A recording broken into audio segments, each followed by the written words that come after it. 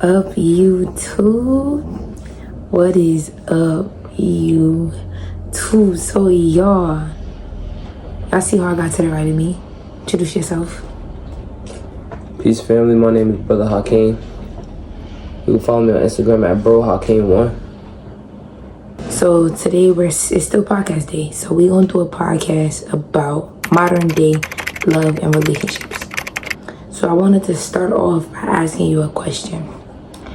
Why do you think a lot of relationships nowadays are not lasting? Miscommunication and lack of knowledge and understanding. Explain. Say to me. Explain.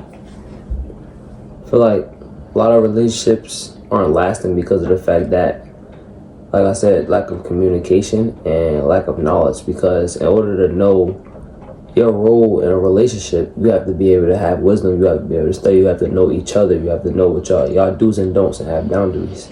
If you don't have neither one of those things and y'all just going off like this pure, based off I like you, you like me, it's not gonna work.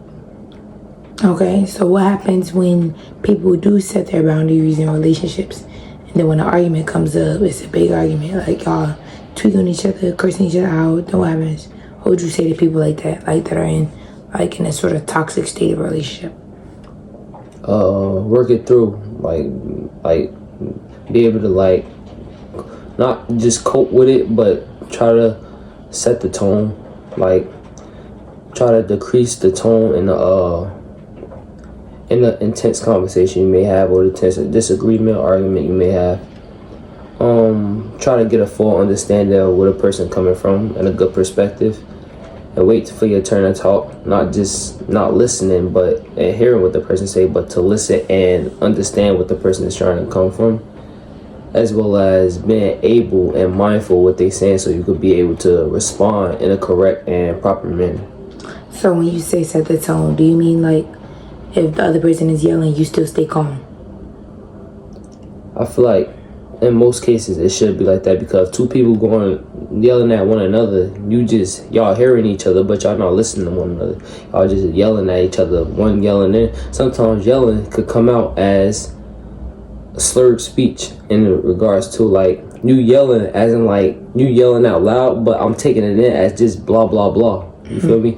I don't hear and understand what you're saying. So people that yell, it'll go on one ear, and you could just hit a person yelling and it'll go out the other ear. You just wait, and then you got people yelling on top of yelling. So you yelling at me, I'm yelling at you, and it's not working. We're not getting nowhere. We're not solving the conflict or the dispute, or we're not disputing the disagreement or argument that we have with one another. What would you recommend to people that have a difficult time trying to figure out how not to do that? Like, you know, me personally, I don't like arguing, y'all. I don't like arguing. So being that I'm able to be like more calm more often, what would you say to someone who isn't, who a snap in an argument? You know what I'm saying? What would you say to help them calm down, or to realize that they don't gotta do the yelling and stuff like that to get their points across? I feel like the knowledge of self and the knowledge of who you are and what's your purpose for being here. More so of who you are, though, because if you know who you are, then you will know who God is. If you know who God is, then you'll be more respectful in a way towards how you speak, how you walk, how you talk. You feel me? Because don't get me wrong, I used to be the same way, yelling, trying to get my point across, not hearing what somebody got to say. But when you know who yourself and know who God is, I'm still learning how to myself or whatever. But when you start learning about yourself, you start knowing who God is, and you know how to respond and react to certain situations without that, without that evil or obnoxious behavior. Feel me? Let me play angel's advocate real quick. You said you know how to react. I kind of want to disagree with that part right there, because when you're in an argument or whatever, you don't want to react. Because when you react, that's when you react on impulses. That's when you are more likely to yell back. So I would like to say, instead of reacting, it's just like acting. Like the action of you, being able to have a calm state of mind.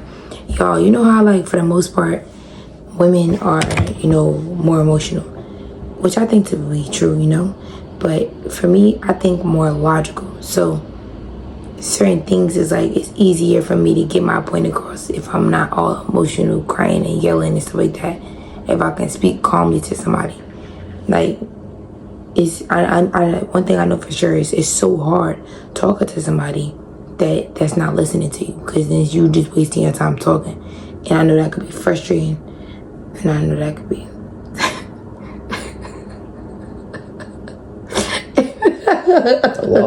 All praises due to Allah, y'all. I'm not even gonna get too much into why I just said that. All praises due to Allah, always, forever. But you just made me lose my train of thought. But yeah, y'all, I don't like arguing, so it's easier for me to stay level-headed in certain situations. But I know how frustrating, like if anybody's dealing with this, I know how frustrating it could be, trying to calmly talk to somebody that's still yelling at you. Like, for the most part, normally when you're talking to someone calmly and in a respectful manner, they're more likely to match tone with you. But sometimes people don't, and they just keep going. And I know how difficult that can be to go back and forth with somebody like that. Let me ask you a question. What do you think that us, because people, it's crazy. A lot of people look up to us. Did you know that? A lot of people like who? Like people we know. Like a lot of people we know look up to us to be the relationship that makes it. They look up to us like, dang, like they've really been together for a long time. They're in a good relationship. They got a child. They doing this. They look up to us in that sense, and they think how they could be on a similar, standing with us, like in a good relationship. What would you say to those people that has really helped us get far in our relationship? Because for the most part, the only two people besides God that know what went on in our relationship is you and myself. Like that know everything. So what would you say to those people that are like outside looking in? Outside looking in? Read. That's the best answer I got. Read books about love, about caring. Read certain, because look, the reason that I'm the person I am today, one, I've never been a fighter. To me personally, I always been a kind, caring person, and as I got older, I started becoming more like I was falling astray. Like I starting adapting to the community, started adapting to my environment, and my environment wasn't for me until I took my religion serious. Until I became Muslim. Then that's when I started taking everything more serious than I used to take it, because when I was younger I used to just be like, I'm Muslim and don't practice nothing I believed in. I ain't really know nothing about, I just knew I was Muslim. But as I got older, and Minister Farrakhan said, faith without works is dead. In other words, you not what you believe, you are what you practice.